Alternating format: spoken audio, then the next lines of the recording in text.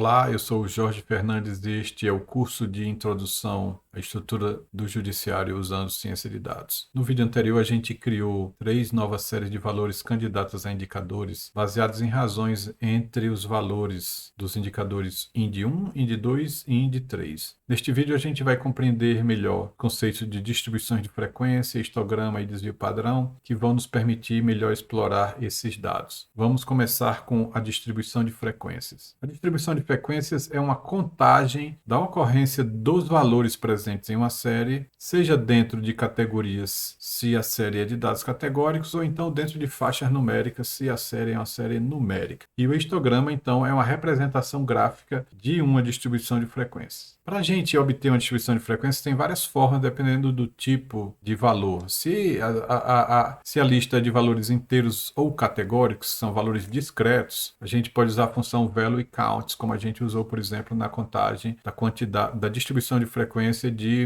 do volume de casos novos, ou de pendentes, ou de baixas dentro dos vários órgãos julgadores. Se a lista é composta também por valores discretos, sim, no caso do value counts, isso só vale para data frames e colunas de data frames. Se você não estiver usando um data frame, você pode usar a função counter do módulo collections. Também tem a mesma aplicação. E se os dados são dados numéricos de ponto flutuante, você pode usar a função histogram do módulo numpy. E aí você vai especificar as faixas de valores e ele vai calcular, então, a distribuição de frequência baseado na quantidade de faixas de valores onde você quer recortar a série. Então vamos ver um exemplo prático com isso aqui. Temos uma lista de observações, suponho que eu lancei um dado, né, e aí eu peguei e anotei as ocorrências dele. 4, 5, 3, 2, 4. Então, aqui tem o exemplo, né, quantas vezes ocorreu nessa lista o número 1? Apenas uma vez. Né? Quantas vezes o número 2, ou a face 2, ocorreu? Né? 2 vezes. E assim vem. Então, para a gente calcular a distribuição de frequência, a gente pode ter a lista aqui, lançamento de dados. Eu vou importar o módulo collections e vou usar a função counter aplicando a lista. E a gente vai ter aqui uma contagem, é um dicionário, a gente sabe que é um dicionário por conta desses colchetes aqui, dessas chaves, e aqui eu tenho pares ordenados, que são a chave do dicionário e o valor dele. Então, isso aqui temos um par ordenado dizendo o seguinte: a face 4 do dado apareceu 2 vezes, a face 5 apareceu 4 vezes, a face 3 apareceu 1 vez e assim sucessivamente. Então, a gente tem aqui uma estrutura gerada pelo counter que é uma distribuição de frequência. Ela não está ordenada, como você está vendo, né? Porque não necessariamente o dado ele é numérico. Isso aqui, por exemplo, se a gente são faces do dado, a gente poderia estar entendendo isso como números, mas a gente pode entender isso também como símbolos. Bom, então uma outra forma, né, de a gente analisar essa lista de dados é construindo um histograma com esses mesmos valores que vai apresentar visualmente a distribuição de frequências. Então perceba, por exemplo, que entre 1 e 2 ocorreu uma vez. Então é como se fosse a face 1 ocorreu uma vez, a face 2 ocorreu 2 vezes, a face 3 apareceu uma vez, a face 4 apareceu 2 vezes, a face 5 apareceu 4 vezes e a face 6 apareceu 2 vezes. Isso aqui é um histograma dessa série de lançamentos. Então vamos ver agora um pouco sobre os tipos de distribuição de frequência. Então a distribuição uniforme.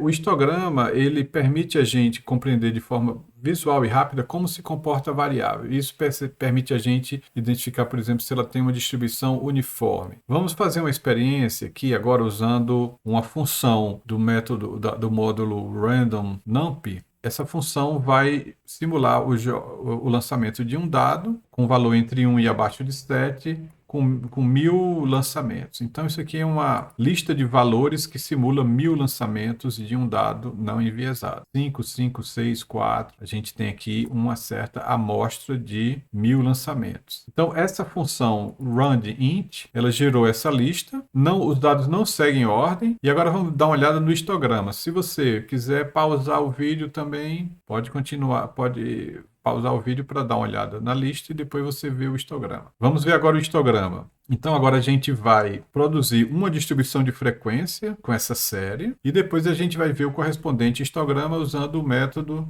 a função hist dentro do objeto pyplot. E vamos dividir esse histograma em 6 caixinhas dentro da faixa de valores. Então a gente tem a distribuição de frequência, agora a face 3 ocorreu 183 vezes, a face 4 175, 6, 1, 5 e 2. Então perceba que quando a gente lança milhares de vezes esse dado, fazendo essa experiência, a gente vê uma certa uniformidade. Quando a quantidade de lançamentos é pequena, a gente não percebe essa uniformidade, mas à medida em que se aumenta a quantidade de lançamentos, a gente vê que a distribuição ela tem uma certa uniformidade. É uma variável aleatória com a distribuição de frequência uniforme. Então agora vamos dar uma olhada em distribuições de frequência não uniformes. E uma das mais importantes é a distribuição normal. O que é que acontece com a distribuição normal? Com vários tipos de variáveis dos fenômenos que ocorrem no universo, as distribuições de frequência nem sempre são uniformes. Por exemplo, uma distribuição de peso e estatura de uma amostra de população de seres humanos adultos. A gente tem normalmente essas dimensões na forma de uma média e uma dispersão em torno da média. Então, a gente, por exemplo, tem uma coleta aqui de estaturas, plota um histograma e a gente vê que há uma certa tendência de uma certa média e uma dispersão em torno da média. Então, essa distribuição de frequência é uma das mais usadas na estatística porque tem propriedades importantes para permitir inferência de dados de uma população a partir de uma amostra pequena. Vamos agora usar um módulo para gerar 300 valores aleatórios que não vão seguir agora uma distribuição uniforme, mas sim uma distribuição normal. Então, usando esse código aqui, você gera 300 valores de uma distribuição normal. Então, a gente está agora vendo que esses valores são valores de ponto flutuante, não são mais valores inteiros. Uma distribuição normal ela está variando sobre os reais. E a gente vai ver agora a distribuição de frequência dessa série de valores. No caso aqui, usando o método histogram de NumPy, do módulo NumPy. Então, a gente vê dois arrays aqui. O primeiro array é o array das distribuições de frequência, que mostra um dado dentro de uma faixa, depois 4, 11, 33, 44, 77. Então, aqui a gente tem as faixas de valores. Então, entre menos infinito e menos 3, a gente tem uma ocorrência de valores. Entre menos 3,2 e menos 2, a gente tem a observação de 4 valores. Entre menos 2,65 e menos 2,09, a gente tem 11 valores. E assim sucessivamente. Então, isso aqui é o cálculo de uma distribuição de frequências sobre uma lista de valores que segue uma distribuição de frequência normal. Então, este cálculo ele permite a gente identificar por meio desse array quais são as faixas de valores, e a gente percebe que há uma tendência de um valor central com maior ocorrência e uma distribuição e uma dispersão em torno da média.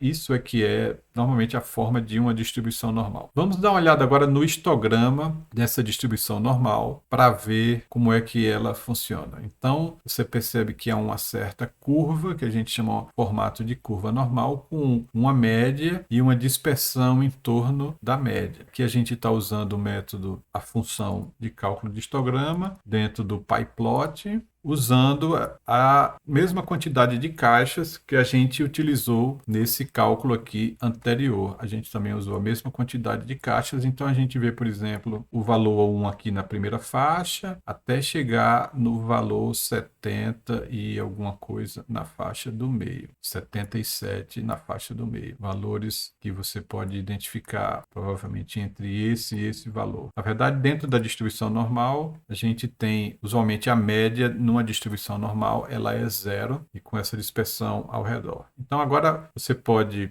pausar o vídeo e você mesmo executar as instruções. Então, vamos dar uma olhada de novo com relação à distribuição normal. Primeiro, a gente gera usando o módulo SciPy Stats. Dentro dele o objeto norm e a função RVS aplicada a esse objeto norm retorna uma lista de valores na distribuição normal de um tamanho pré-especificado. Então, com essa lista, você usa agora o módulo NumPy para calcular as distribuições de frequência, tendo os dois arrays indicando a distribuição de frequência, usando a quantidade de bins 10 caixas, que vai de menos infinito a mais infinito, no caso de valores de ponto flutuante. E aqui a gente tem, por meio do PyPlot, a plotagem do histograma propriamente dito com a mesma quantidade de caixas. Vamos dar uma olhada agora no desvio padrão. O desvio padrão é uma medida de dispersão em torno de uma distribuição normal. Vamos importar o módulo estatística e calcular agora a média e o desvio padrão dessa nossa lista de 300 valores numa distribuição normal. Então a gente gerou 300 valores numa distribuição normal. Vamos dar uma olhada agora no desvio padrão. Vamos calcular aqui a média e o desvio padrão usando o módulo Statistics. Então, qual a média que a gente obteve da nossa lista de valores, 300 valores de uma distribuição normal? Uma distribuição normal, a média é 0. E o desvio padrão, por definição teórica, em uma distribuição normal perfeita, é 1. O nosso desvio padrão real, calculado a partir dessa lista, que foi gerada aleatoriamente, foi 0,94. O que é esse desvio? O que é esse valor de 0,94? É uma medida de dispersão da amostra em torno da média, ou da lista de valores em torno da média.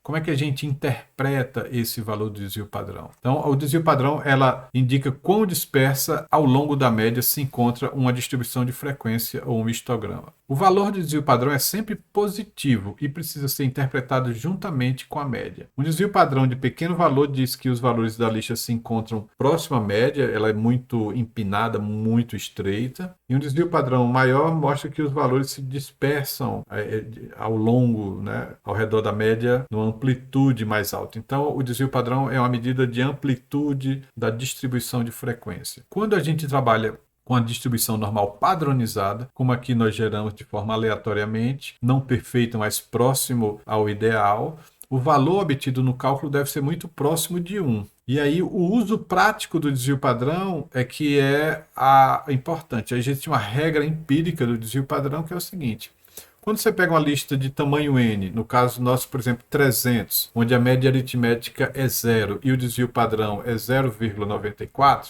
então 34% da lista, ou seja, 34% de 300, aproximadamente 100 valores, vão estar entre a média e a média menos um desvio padrão. E 34% vai estar entre a média e a média mais um desvio padrão. Ou seja, 68% da amostra se localiza entre a média menos um e a média mais um desvio padrão. E aí a gente passa para 2 desvios padrão. Por exemplo, quando a regra empírica ela fala que 95% da amostra vai estar entre a média menos 2 desvio padrão e a média mais 2 desvios padrão. Ou seja, se nós temos 300 valores dentro da nossa lista, a gente tem aproximadamente 285 deles que estão entre menos 1,90 e alguma coisa e mais 1,90 e alguma coisa. Então, dentro dessa faixa de menos 2 a mais 2 aproximadamente, a gente tem 95% da amostra. E quando a gente chega a 3 desvio padrão, a gente tem 99,7% da amostra, entre a média menos 3 desvio padrão e a média mais 3 desvio padrão. Ou seja, 299 valores vão estar entre menos 3 e mais 3 numa distribuição normal teórica. E aí, na natureza, a gente encontra muito dessa distribuição normal ou baseado nela, e aí existem variações em torno dela, que a gente poderia explorar num curso mais avançado. A gente não vai avançar nesse tema do desvio padrão mais do que o que a gente está vendo agora. Então, agora nós chegamos No final desse vídeo, né, vimos o conceito de aplicação prática de uma distribuição de frequência e a forma de visualizá-la por meio de um histograma. E a gente gerou uma lista de valores numéricos de ponto flutuante que segue a distribuição normal, plotou essa distribuição normal no histograma e viu qual é o uso prático do desvio padrão quando aplicado à interpretação de uma distribuição que segue a normalidade. Por enquanto é só, pessoal, e nos vemos no próximo vídeo, onde a gente vai falar sobre box plot ou diagrama de caixa. Até mais!